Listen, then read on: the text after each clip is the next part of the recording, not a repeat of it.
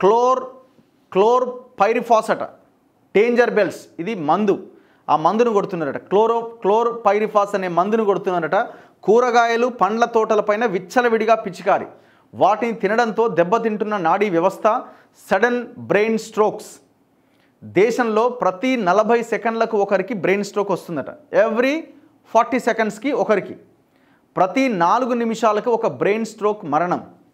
ఇటీవలి కాలంలో రాష్ట్రంలోనూ పెరుగుతున్న కేసులు. ఇందుకు ప్రధాన కారణం కడుపులో క్లోర్ పైరిఫాస్ అవశేషాలు చేరడమే. 40 దేశాల్లో ఇప్పటికే ఈ పురుగు మందు పైన నిషేధం ఉన్నది. మన దేశంలోనూ నిషేధించాలంటూ పెరుగుతున్నది డిమాండ్స్. మన దేశంలో ఇట్లాంటి నిషేధాలు ఉండేవి, సస్తది వచ్చి నడుస్తూనే. ఇట్లాంటి పాలసీస్ కానీ ఇట్లాంటి ఆలోచనలు కానీ మన ప్రభుత్వాలు చేయవు. ఆరోగ్యం పైన మిగతా దేశాల్లో విపరీతమైన డిస్కషన్ ఉంటుంది, విపరీతమైన అవగాహన ప్రజలకు కల్పిస్తారు. ప్రభుత్వాలు కూడా అలాంటి నిర్ణయాలు తీసుకుంటాయి. మన దగ్గర కొన్ని డ్రగ్స్ విచ్చలవిడిగా దొరుకుతాయి మెడికల్ షాప్స్లో, కొన్ని దేశాల్లో అవి నిషేధం. మనం తినే మామిడి పండ్లు మొత్తం కార్బైడ్ వేసి పండించినవే. ఏముంది అందులో అంటే మొత్తం మనం తినేది ఇది మంచిది, సీజనల్ ఫ్రూటో సీజనల్ ఇదని మనం తింటున్నాం, కానీ దాని వెనకాల మనం తింటున్నది విషం. కూరగాయలు పండ్ల తోటల్లో పురుగు మందుగా పిచికారీ చేస్తున్న క్లోర్ పైరిఫాస్ డేంజర్ బెల్స్ మోగిస్తున్నది. 40కి పైగా దేశాల్లో నిషేధం ఉన్న ఈ పురుగు మందును మన దేశంలో, ముఖ్యంగా మన రాష్ట్రంలో విచ్చలవిడిగా వాడుతున్నారు. మనం పండ్లు కూరగాయలు తినేటప్పుడు వాటితో పాటు ఈ రసాయన అవశేషాలు కూడా మన కడుపులోకి వెళ్లడంతో నాడీ వ్యవస్థ పైన తీవ్ర ప్రభావం పడుతున్నది. మతిమరుపు, పక్షవాతం, సడన్ బ్రెయిన్ స్ట్రోక్కు కారణమవుతున్నది. దేశవ్యాప్తంగా ప్రతి 40 సెకండ్లకు ఒకరికి బ్రెయిన్ స్ట్రోక్ సంభవిస్తుండగా ప్రతి 4 నిమిషాలకు ఒక బ్రెయిన్ స్ట్రోక్ మరణం నమోదవుతున్నదని Indian council of medical research global burden of disease studies వెల్లడించాయి. వీటికి ఎక్కువ కారణం ఈ క్లోర్ పైరిఫాస్ వాడకమే అని నిపుణులు చెబుతున్నారు. తెలంగాణలో కూడా అంతకంతకు పెరుగుతున్న బ్రెయిన్ స్ట్రోక్ కేసులు ఆందోళన కలిగిస్తున్నాయి. హైదరాబాద్లోని ఒక ప్రముఖ ఆసుపత్రిలో 2024లో 1200కు పైగా బ్రెయిన్ స్ట్రోక్ కేసులు నమోదైనాయట. ఇది పరిస్థితి తీవ్రతకి అద్దం పడుతున్నది ఈ స్టాటిస్టిక్స్ అన్నవి.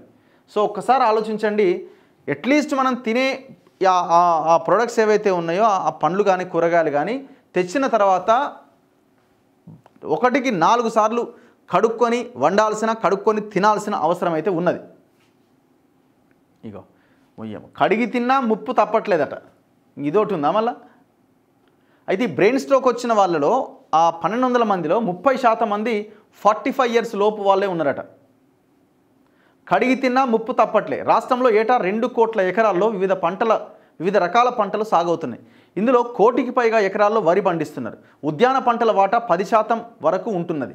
గత వానాకాలం సీజన్లో 12,96,000 ఎకరాల్లో ఈ ఉద్యాన పంటలు సాగాయి. అంటే కూరగాయలు కానీ పండ్లు కానీ ఇంకోటి కానీ. ఇందులో 4 లక్షల నుంచి 5 లక్షల ఎకరాల్లో పండ్ల తోటలుంటే సుమారు 2 లక్షల ఎకరాల్లో కూరగాయల సాగవుతున్నది. ఉద్యాన పంటలపైన క్రిమికీటకాల నివారణకు రైతులు ఎక్కువగా క్లోర్ పైరిఫాస్ను వాడుతున్నారు. ఈ రసాయనం పంటలపైన చీడపీడలను నివారిస్తున్నప్పటికీ దాని అవశేషాలు కూరగాయలు పండ్ల ద్వారా మానవ శరీరంలోకి చేరుతున్నాయి. బియ్యం, కూరగాయలు, పండ్ల లోపలికి ఈ అవశేషాలు వెళ్ళడం వల్ల కడిగి తిన్నా, ఉడికించి తిన్నా నష్టం జరుగుతున్నది. కాబట్టి ఏమన్నా కొంచెం అవకాశం ఉన్న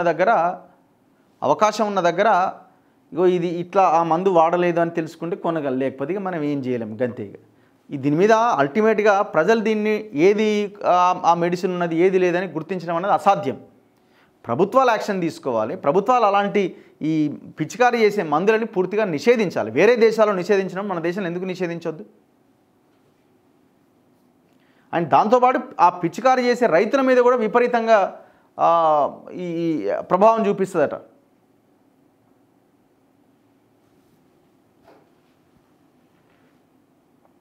ఈ కెమికల్ శరీరంలోకి ప్రవేశించగానే రక్తనాళాల్లో అడ్డంకులు సృష్టిస్తుంది. అంటే బ్లడ్ ఫ్లో సరిగ్గా కాకుండా క్రియేట్ చేస్తుంది. స్ట్రోక్ ప్రమాదాన్ని పెంచుతుంది.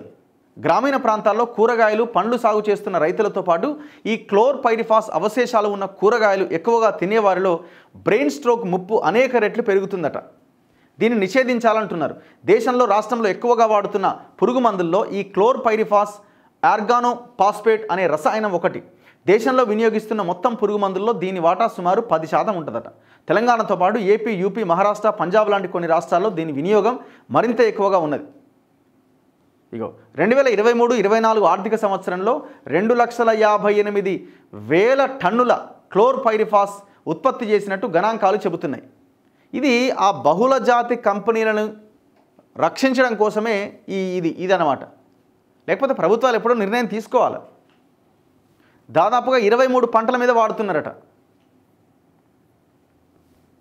దాదాపు దీన్ని 40 దేశాలు ఈ రసాయనాన్ని నిషేధించినాయి. కానీ భారత్లో మాత్రం వాడుకలో ఉన్నది.